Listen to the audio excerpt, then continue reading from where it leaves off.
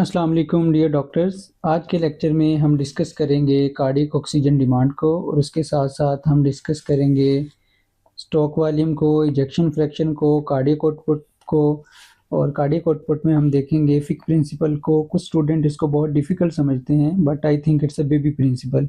हम इसको बहुत आसान करके समझेंगे और उसके बाद हम डिस्कस करेंगे पल्स प्रेशर को। तो सबसे पहले अगर हम बात करें कार्डियक ऑक्सीजन डिमांड की, इट्स सो सिंपल। कहता है कि myocardial oxygen demand is increased by increase contractility. जितना ज़्यादा कॉन्ट्रैक्टिलिटी होगी उतनी ज़्यादा एनर्जी यूज़ होगी, जितनी ज़्यादा एनर्जी यूज़ होगी उतनी हमें ऑक्सीजन की ज़रूरत ज़्यादा होगी। क्लियर? और उसके बाद वो लिखते हैं increase after load. After load क्या होता है? वो प्रेशर जिसके अगेंस्ट हार्ट को वर्क करना होता है। सपोज करें हमारे पास एक बीपी का पेशेंट है जिसको यहाँ पे आर्टरीज उसकी नैरो है, राइट। नैरो आर्टरीज के अंदर क्या होता है? प्रेशर ज़्यादा होगा। जब प्रेशर यहाँ पे ज़्यादा है तो वेंट्रिकल को कंट्रैक्ट होना है। तो अगर यहाँ पे प्रेशर ज़्यादा है तो वेंट्रिकल को इस प्रेशर के अगेंस्ट कंट्रैक्ट होना है, तो राइट। ज़्यादा प्रेशर के अगेंस्ट जब वेंट्रिकल को कंट्रैक्ट होना है तो उसको ज़्यादा एनर्जी की ज़रूरत होगी। जब ज़्यादा एनर्जी की ज़रूरत होगी तो ऑक्सीजन डिमांड ज़्यादा होगी। क्लियर? और उसके बाद हार्ट रेट। जितनी ज़्यादा हार्ट रेट होगी यानी हार्ट को कॉन्ट्रैक्ट होने के लिए ज़्यादा एनर्जी की ज़रूरत होगी। ज़्यादा एनर्जी की ज़रूरत होगी तो ऑक्सीजन डिमांड ज़्यादा होगी। ये बिल्कुल ऐसे ही है जैसे आप पैदल चल रहे हैं तो आपको एनर्जी की ज़रूरत तो है, लेकिन अगर आप दौड़ना शुरू कर दें तो ज़्यादा एनर्जी की ज़रूरत होगी। जब ज़्यादा एनर्जी की ज़रूरत होगी तो ऑफ कोर्स आपको ऑक्सीजन की भी ज़्यादा ज़रूरत होगी। और उसके बाद वो यहाँ पे लिखते हैं इंक्रीज डायामीटर ऑफ वेंट्रिकल। जितना वेंट्रिकल का डायामीटर ज़्यादा होगा तो हार्ट को ज़्यादा वर्क करना पड़ेगा। जब हार्ट को ज़्यादा वर्क करना पड़ेगा तो ऑक्सीजन डिमांड ज़्यादा होगी। और उसके बाद वो यहाँ पे लिखते हैं coronary sinus contain most deoxygenated blood in the body, कि हमारे पास हार्ट एक वाहद आर्गन है जो सबसे ज़्यादा डीऑक्सीजनेटेड ब्लड जो है वो इसका कोरोनरी साइनस के ज़रिए आता है, राइट। चूँकि हार्ट के मसल ऑलवेज वर्क करते रहते हैं तो इसलिए हमारे पास हार्ट को ज़्यादा ऑक्सीजन की ज़रूरत होती है। क्लियर जी? उसके बाद हम देखते हैं लैप्लेसिस लॉ को। लैप्लेसिस लॉ क्या होता है कि दिल पे स्ट्रेस कैसे पड़ता है और डिजीज़ में अपनी शेप और स्ट्रक्चर को कैसे चेंज करता है। सबसे पहले अगर हम देखें ये formula, wall tension is equal to pressure multiply radius. जितना ज़्यादा प्रेशर होगा उतना ज़्यादा वॉल के ऊपर यानी हार्ट की जो वॉल है उसके ऊपर टेंशन होगा, राइट। और जितना ज़्यादा रेडियस होगा उतना ज़्यादा वॉल के ऊपर टेंशन होगा। यानी प्रेशर बढ़ने से भी और रेडियस बढ़ने से भी हार्ट की जो वॉल है उसके ऊपर क्या होगा? टेंशन बढ़ जाएगा। अब प्रेशर की सूरत में बढ़ेगा। फॉर एग्जांपल हमारे पास ये एक पेशेंट है, एओर्टिक स्टेनोसिस का पेशेंट है, उसके एओर्टिक वाल्व स्टेनोटिक हो गए हैं, राइट। जब एओर्टिक वाल्व जो हैं स्टेनोटिक हो गए हैं तो नैरो वाल्व से यहाँ से ब्लड डिफिकल्टी से निकलेगा, तो यहाँ पे वेंट्रिकल के अंदर ब्लड का प्रेशर बढ़ जाएगा। जब वेंट्रिकल के अंदर ब्लड का प्रेशर बढ़ेगा तो उससे क्या होगा? इसकी हार्ट की जो वाल है उसके ऊपर टेंशन बढ़ जाएगा। और इसी तरह हमारे पास रेडियस कैसे बढ़ेगा? सपोज हमारे पास अगर मैं यहाँ पे लेफ्ट वेंट्रिकल ड्रा करूँ, अब यहाँ पे हमारे पास है एओर्टिक वाल्व। सपोज हमारे पास एक पेशेंट है जिसको एओर्टिक वाल्व रिगर्जिटेशन है, यानी जब ये वाल्व क्लोज होते हैं तो ये प्रॉपरली क्लोज नहीं हो पाते, दोबारा ब्लड जो है वापस वेंट्रिकल की तरफ आता है। जब वेंट्रिकल में आता है तो यहाँ पे ब्लड का वॉल्यूम बढ़ जाता है। जब ब्लड का वॉल्यूम ज़्यादा होगा तो उसके नतीजे में भी क्या होगा? यहाँ पे इसकी हार्ट की जो वाल है, वेल के ऊपर जो क्या होगा? टेंशन बढ़ जाएगा। और उसके बाद अगर हम दूसरे फार्मूला में देखें, wall stress is equal to pressure multiply radius divided by 2 multiply wall thickness. जितना ज़्यादा प्रेशर होगा वाल स्ट्रेस ज़्यादा होगा। वाल टेंशन क्या होता है कि हार्ट की पूरी वाल के ऊपर कितना टेंशन आ रहा है, राइट। वाल स्ट्रेस क्या होता है कि हार्ट के एक छोटे से हिस्से पे भी कितना स्ट्रेस पड़ रहा है। तो ज़्यादा प्रेशर के नतीजे में वाल स्ट्रेस बढ़ेगा। ज़्यादा प्रेशर कब होगा? जब हमारे पास कोई बीपी का पेशेंट होगा। बीपी के पेशेंट में यहाँ पे आर्टरीज नैरो हैं, उस नैरो आर्टरीज में प्रेशर ज़्यादा है तो यहाँ से ब्लड को इसके अगेंस्ट वर्क करना है, तो यहाँ पे भी ब्लड का प्रेशर बढ़ जाएगा। जब ज़्यादा ब्लड का प्रेशर बढ़ेगा तो इसके नतीजे में भी क्या होगा? वाल स्ट्रेस बढ़ जाएगा। और उसके बाद रेडियस की मिसाल जैसा कि मैंने आपको दी है, एओर्टिक वाल्व रिगर्जिटेशन। या हार्ट फेलियर के पेशेंट में क्या होता है कि यहाँ पे ब्लड का वॉल्यूम बढ़ जाता है। जब ब्लड का वॉल्यूम ज़्यादा बढ़ेगा तो हार्ट की वाल जो है उसके ऊपर स्ट्रेस बढ़ना शुरू हो जाएगा। डिवाइडेड बाय वाल थिकनेस जितनी ज़्यादा होगी उतना हमारे पास वाल स्ट्रेस कम होगा, right. This is inversely proportional. तो अब वाल थिकनेस क्या होती है कि स्टार्टिंग में क्या होता है कि जब हमारे पास, अगर मैं प्रेशर की बात करूं, जब हमारे पास यहाँ पे ज़्यादा प्रेशर होता है, इस वाल के अंदर ज़्यादा प्रेशर होता है ड्यू टू हाइपरटेंशन और ड्यू टू एओर्टिक स्टेनोसिस, तो उसके नतीजे में क्या होता है, यहाँ पे ज़्यादा प्रेशर होता है वेंट्रिकल के अंदर। जब यहाँ पे ज़्यादा प्रेशर होगा वेंट्रिकल के अंदर, उसके नतीजे में क्या होगा कि यहाँ पे जो सेल हैं वो विड्थ में बढ़ना शुरू हो जाते हैं, राइट, मोटे होना शुरू हो जाते हैं और उनके अंदर प्रोटीन आके जमा होना शुरू हो जाती है, जिससे क्या होता है, वाल थिकंड हो जाता है। थिकंड वाल क्या करता है कि वाल का जो स्ट्रेस है उसको कम कर देता है। अब हाइपरटेंशन के पेशेंट में स्टार्टिंग में तो इसका फ़ायदा होता है कि ये वाल का स्ट्रेस कम कर देता है, लेकिन लेट स्टेज में इसका नुकसान ये होता है कि जब यहाँ से ये फिल हो रहा होता है वेंट्रिकल, तो due to this thicken ventricle ये प्रॉपर फिल नहीं हो पा रहा होता, राइट। जब ये प्रॉपर फिल नहीं होता है तो इसको हम कहते हैं diastolic failure.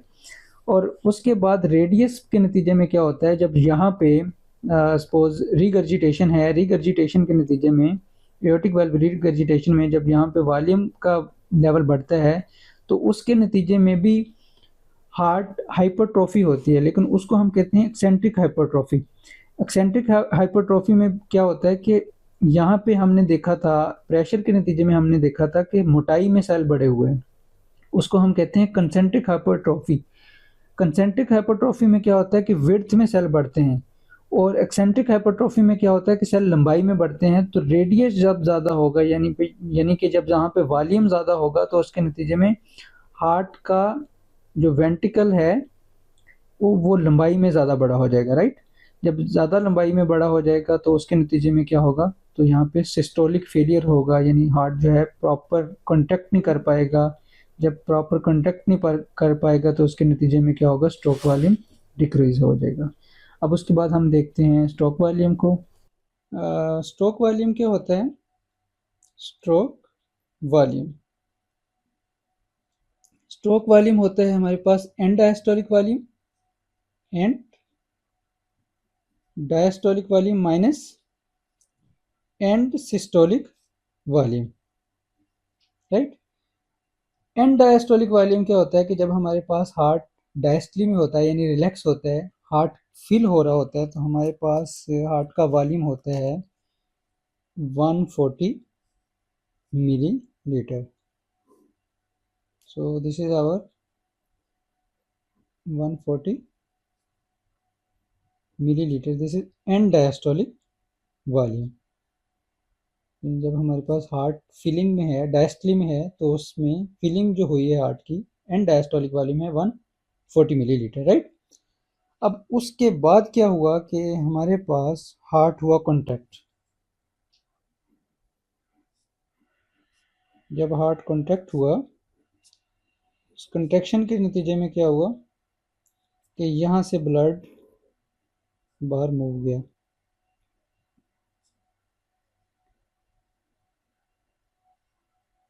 And diastolic volume था 140 मिलीलीटर, और जब हार्ट ने कॉन्ट्रैक्ट किया तो यहाँ से 140 में से 70 मिलीलीटर ब्लड को बाहर इजेक्ट किया। 70 मिलीलीटर ब्लड, इस 70 मिलीलीटर ब्लड को हम कहते हैं स्ट्रोक वॉल्यूम। स्ट्रोक वॉल्यूम यानी 140 मिलीलीटर में से 70 ड्यूरिंग सिस्टली, 70 मिलीलीटर यहाँ से वेंट्रिकल से ब्लड इजेक्ट हुआ, उसको हम कहते हैं स्ट्रोक वॉल्यूम।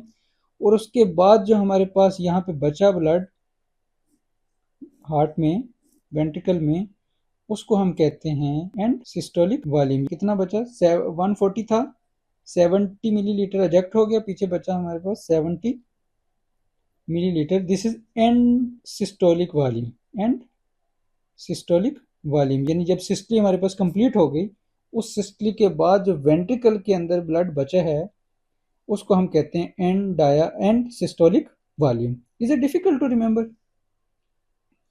सो अब अगर हम देखें हमारे पास स्ट्रोक वॉल्यूम क्या था, स्ट्रोक वॉल्यूम इक्वल था end diastolic volume minus end systolic volume.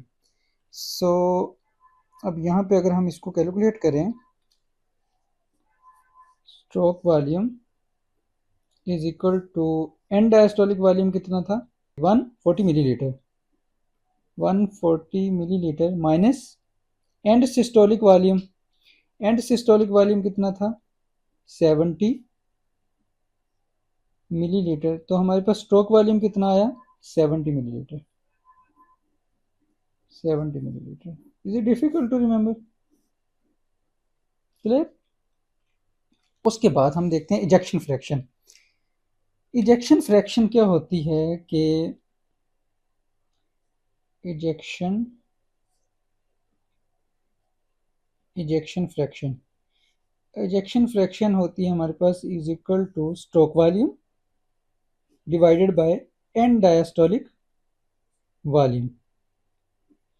Stroke volume हमारे पास कितना है 70, राइट, 70 मिलीलीटर, और हमारे पास एंड डायस्टोलिक वॉल्यूम कितना है 140 मिलीलीटर।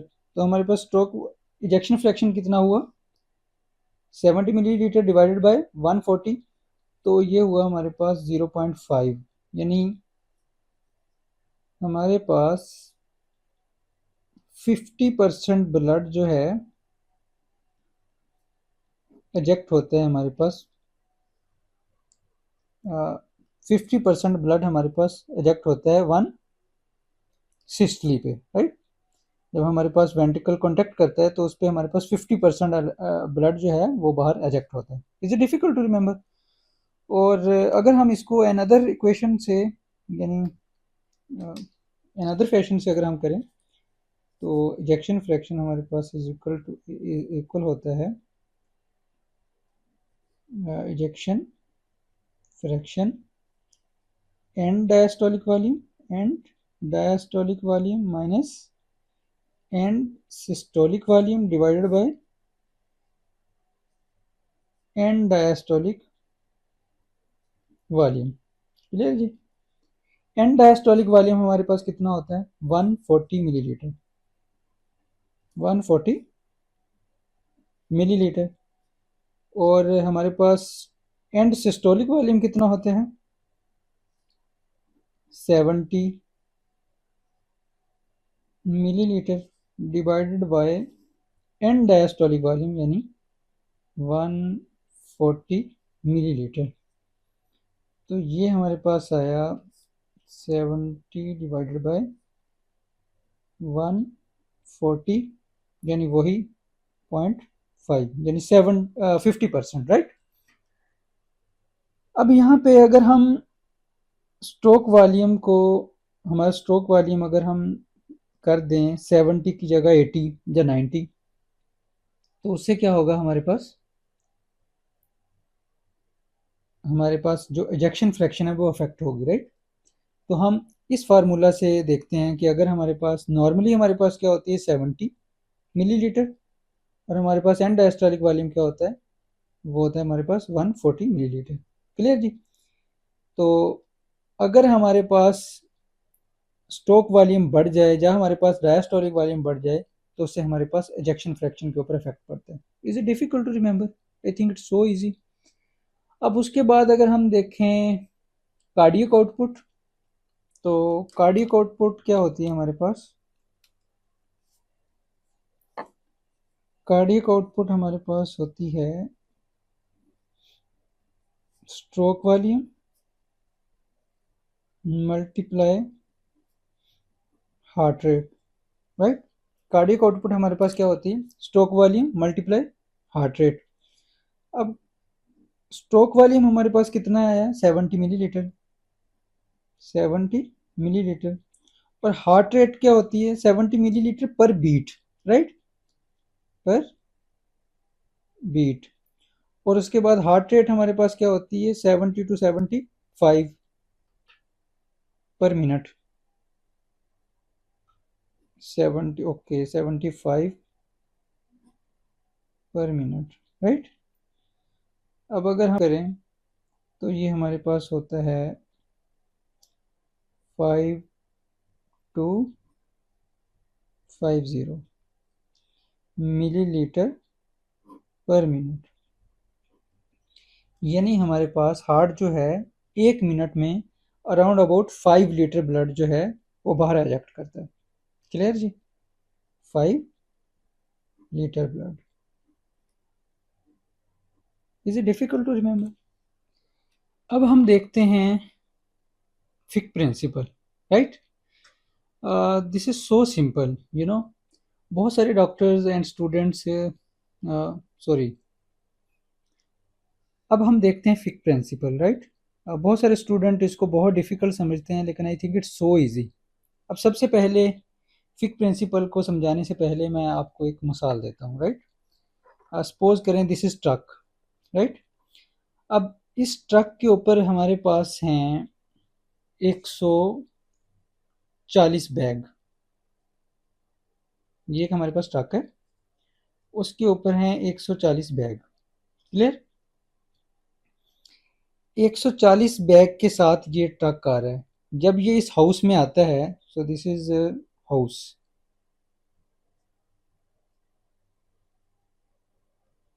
तो इसके ऊपर हमारे पास, जब इस हाउस से ये बाहर आता है तो इसके ऊपर हमारे पास जो बैग होते हैं वो होते हैं 190। एक ट्रक है जिसके ऊपर हैं 140 बैग। ये एक हाउस से पास होता है, राइट? जब ये एक हाउस से पास होता है तो इसके ऊपर होते हैं 190 बैग। अब आप मुझे बताएं कि इस हाउस में से कितने बैग्स इसके ऊपर ऐड हुए? 50 बैग। It's so simple. यानी कि इस हाउस में से इसके ऊपर जो बैग एड्स हुए हैं वो हैं 50 bags. 50 bag, right? This is Fick principle. अब अगर मैं आपको कहूं अगेन, ये एक ट्रक है, इसके ऊपर हैं 140 बैग। 140 बैग के साथ ये ट्रक आया और ये हाउस में एंटर हुआ। इस हाउस में एंटर होने के बाद जब ये ट्रक बाहर निकला तो इसके ऊपर थे 190 बैग। कितने बैग इस एक ट्रक के ऊपर ऐड हुए? 50 बैग। अब अगर मैं आपको कहूं कि ड्यूरिंग 1 मिनट 250 बैग एडेड हुए यहाँ पे, तो आप मुझे बता सकते हैं कि यहाँ से कितने ट्रक पास हुए? एक ट्रक के ऊपर थे 140, जब वो यहाँ से इस हाउस से पास हुआ तो उसके ऊपर थे 190, राइट? हमने देखा कि एक ट्रक के ऊपर 50 बैग मजीद ऐड हुए। अगर मैं आप कहूँ कि ड्यूरिंग 1 मिनट 250 बैग ऐड हुए यहाँ पे, तो आप मुझे बता सकते हैं कि कितने यहाँ से ट्रक पास हुए? 5। It's so simple. This is Fick principle, right? It's like a baby principle. अब अगर हम यहाँ पे देखें तो इस डायग्राम में अगर हम देखें तो यहाँ पे हमारे पास डीऑक्सीजनेटेड ब्लड आया, राइट? अपर एक्सट्रीमिटी से आया, लोअर से आया हमारे पास डीऑक्सीजनेटेड ब्लड यानी मिक्स ब्लड 140 मिलीलीटर पर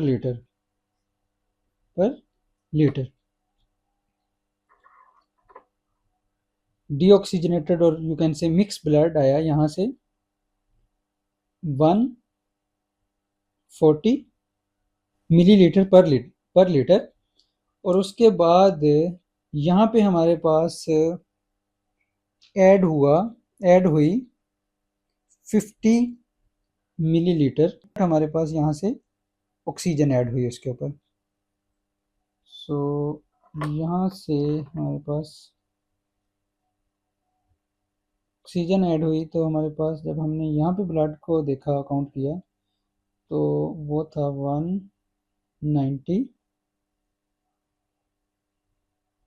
190 मिलीलीटर पर लीटर। यानी 1 लीटर पे हमारे पास कितने मिलीलीटर यहाँ पे ऑक्सीजन ऐड हुई? 50 मिलीलीटर।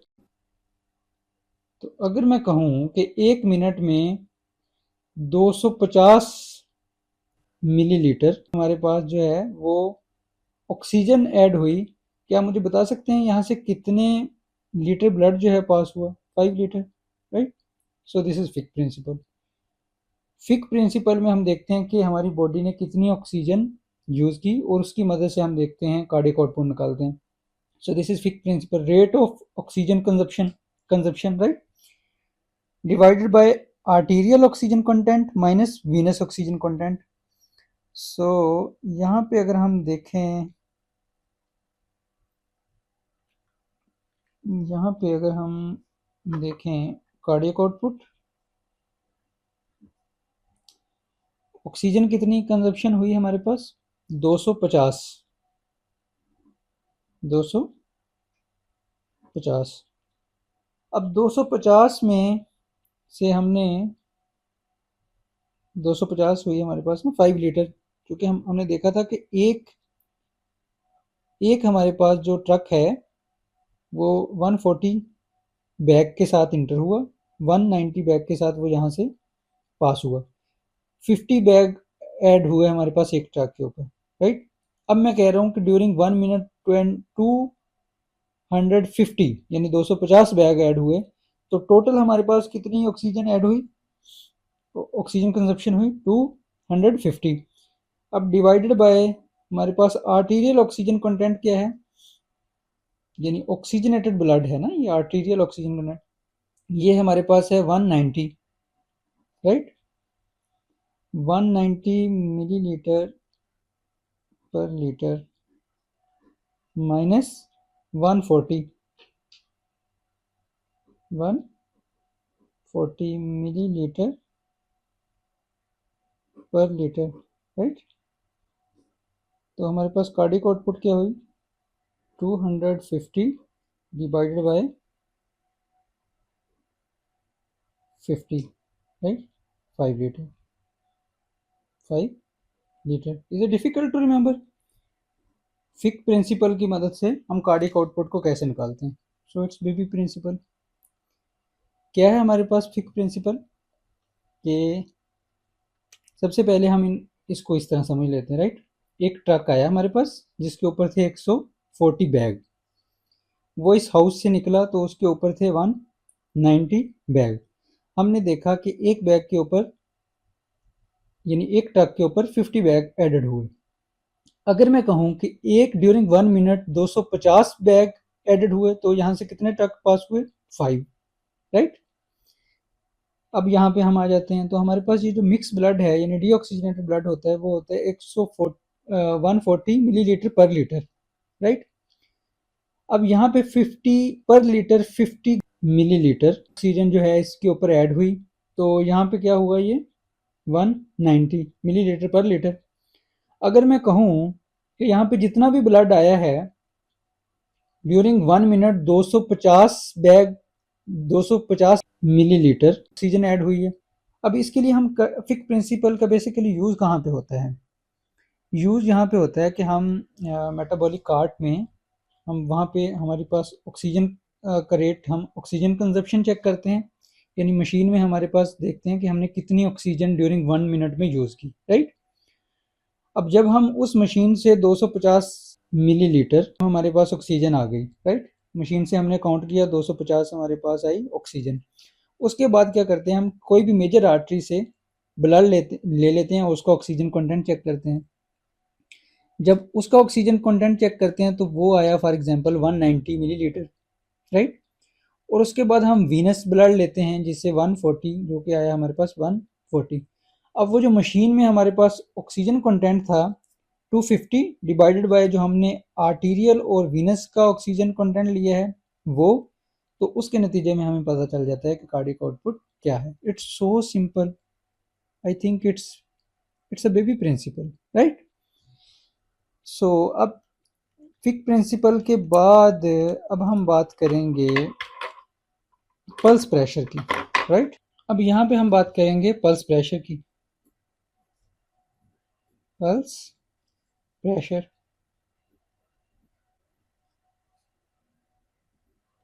पल्स प्रेशर क्या होता है? पल्स प्रेशर होता है systolic blood pressure, systolic blood pressure minus diastolic blood pressure, right.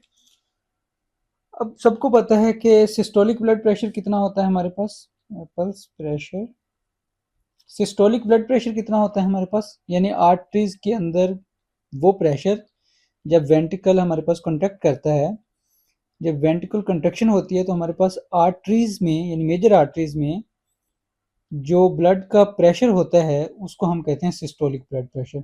वो होता है हमारे पास 120 millimetre of mercury, millimetre of mercury. और उसके बाद जब हमारे पास हार्ट डायस्टली में जाता है, रिलैक्स होता है, तो हमारी मेजर आर्टरीज में जो प्रेशर होता है उसको हम कहते हैं डायस्टोलिक ब्लड प्रेशर। वो होता है 80 millimetre of mercury. Clear, it's so simple. So pulse pressure कितना हुआ हमारे पास, पल्स प्रेशर होता है systolic blood pressure minus diastolic blood pressure. तो सिस्टोलिक और diastolic, systolic blood pressure 120, diastolic 80, तो हमारे पास पल्स प्रेशर कितना आया, 40 millimetre of mercury. Is it difficult to remember? I think it's so easy. So this is our pulse pressure. अब हमने देखना है कि पल्स प्रेशर जो है वो किस चीज से बढ़ता है, राइट। क्लियर जी। पल्स प्रेशर हमारे पास जो बढ़ता है वो है aortic regurgitation. What does it mean, suppose हमारे पास ये हार्ट है, ये मैं इसका लेफ्ट वेंट्रिकल ड्रा कर रहा हूँ, राइट। सो दिस इज हमारे पास aortic valve and this is a mitral valve, right. तो हमारे पास ये जो पल्स प्रेशर है ये बढ़ेगा एओर्टिक रिगर्जिटेशन से। एओर्टिक रिगर्जिटेशन का मतलब ये है कि जब यहाँ से ब्लड जाता है और उसके बाद ड्यूरिंग सिस्टली यहाँ से ब्लड बाहर एजेक्ट होता है, ड्यूरिंग डायस्टली हमारे पास ये वेल्व एओर्टिक वेल्व क्लोज हो जाते हैं। लेकिन अगर ये वेल्व क्लोज ना हो तो ब्लड दोबारा वापस आता है बैक, उसको हम कहते हैं रिगर्जिटेशन। अब रिगर्जिटेशन के नतीजे में क्या आता है कि ब्लड जो यहाँ से एजेक्ट हुआ था वो दोबारा बैक आता है। बैक आने से हमारे पास वेंट्रिकल के अंदर ब्लड का जो प्रेशर है वो ज़्यादा हो जाता है, राइट, वॉल्यूम ज़्यादा हो जाता है। तो उसके बाद जब दोबारा वेंट्रिकल कॉन्ट्रैक्शन होती है तो यहाँ पे सिस्टोलिक ब्लड प्रेशर जो है वो हमें ज़्यादा दिखाई देता है, राइट। सिस्टोलिक ब्लड प्रेशर ज़्यादा हो जाता है। तो एक रीज़न तो है इसकी एओर्टिक रिगर्जिटेशन, एओर्टिक रिगर्जिटेशन, गर्जिटेशन। दूसरे नंबर पे एओर्टिक स्टिफनिंग, राइट। हमारे पास जब ओल्डर एज में क्या होता है कि आर्टरीज जो हैं वो स्टिफ हो जाती हैं, सख्त हो जाती हैं। जब सख्त हो जाती हैं तो इनकी इलास्टिसिटी कम हो जाती है, जिसकी वजह से यहाँ ब्लड का प्रेशर जो है यानी नैरो एरिया में ज़्यादा होगा ना। सपोज आप मोटर से किसी को पानी दे रहे हैं पाइप से, तो उसके अगर आगे आप हाथ रख दें यानी उस एरिया को नैरो कर दें तो उसका प्रेशर ज़्यादा हो जाता है, राइट।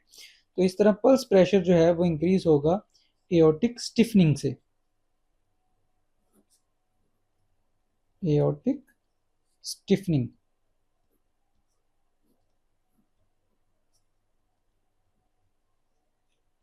थर्ड नंबर पे हमारे पास क्या होता है, ऑब्स्ट्रक्टिव स्लीप एपनिया, यानी रात को सोते सोते अगर आपका सांस रुक जाए उसको हम कहते हैं ऑब्स्ट्रक्टिव स्लीप एपनिया। उसके नतीजे में क्या होता है, सिंपैथेटिक टोन जो है वो हाई हो जाती है। जब सिंपैथेटिक टोन हाई हो जाती है तो यहाँ पे हार्ट ज़्यादा कॉन्ट्रैक्ट करता है, तो जब ज़्यादा कॉन्ट्रैक्शन होगी तो यहाँ पे पल्स प्रेशर जो है सिंपैथेटिक सिस्टोलिक ब्लड प्रेशर ज़्यादा बढ़ेगा। तो सिस्टोलिक ब्लड प्रेशर बढ़ने से क्या होगा, हमारे पास पल्स प्रेशर भी बढ़ जाएगा। क्या होता है ऑब्स्ट्रक्टिव स्लीप एपनिया। क्लियर जी। और उसके बाद हाइपरथायराइडिज्म में भी होता है हमारे पास। हाइपरथायराइडिज्म में क्या होता है हमारे पास कि हार्ट रेट बढ़ जाती है। जब हार्ट रेट बढ़ जाती है तो कॉन्ट्रैक्शन ज़्यादा होती है। जब स्ट्रोक वॉल्यूम बढ़ता है तो स्ट्रोक वॉल्यूम के नतीजे में क्या होता है, हमारे पास पल्स प्रेशर भी बढ़ जाती है। क्लियर जी। अनदर इम्पोर्टेंट थिंग, हमारे पास वो इस बुक में लिखता है कि ये जो पल्स प्रेशर होती है ये डायरेक्टली प्रोपोर्शनल होती है स्ट्रोक वॉल्यूम के, स्ट्रोक, और इन्वर्सली प्रोपोर्शनल होती है ये आर्टीरियल कंप्लायंस पे, arterial compliance,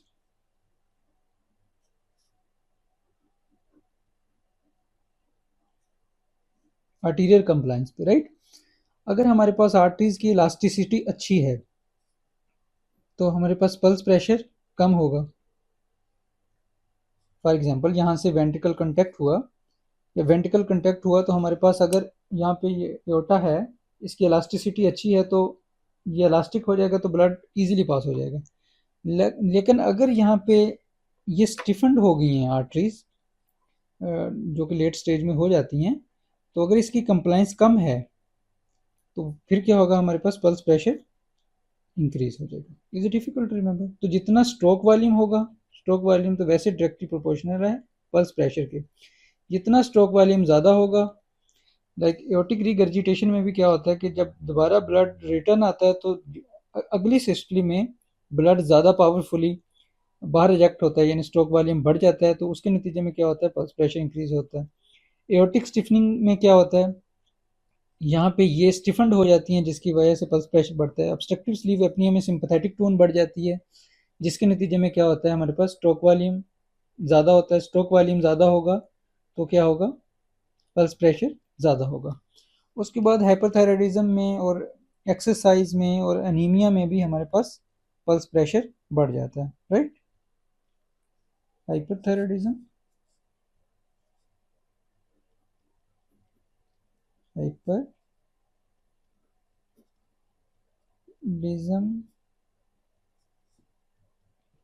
exercise and anaemia. Anaemia में जो कि हमारे पास ऑक्सीजन डिमांड बढ़ जाती है, जिसकी वजह से स्ट्रोक वॉल्यूम बढ़ता है। जब स्ट्रोक वॉल्यूम बढ़ेगा तो पल्स प्रेशर भी ऑटोमेटिकली बढ़ जाएगा। उसके बाद कौन से ऐसे फैक्टर हैं जो कि पल्स प्रेशर को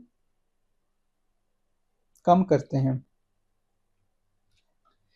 फैक्टर नंबर 1, एओर्टिक स्टीनोसिस। अगर हमारे पास ये जो वेल्व है हमारे, ये स्टीनोटिक हो जाएं, थिकंड हो जाएं, ये पूरी तरह ओपन ही नहीं होते,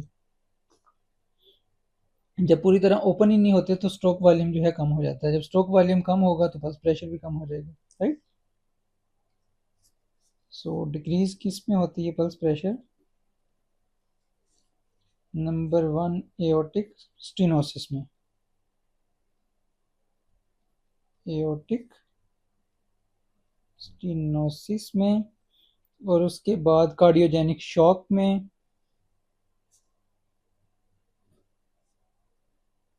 कार्डियोजेनिक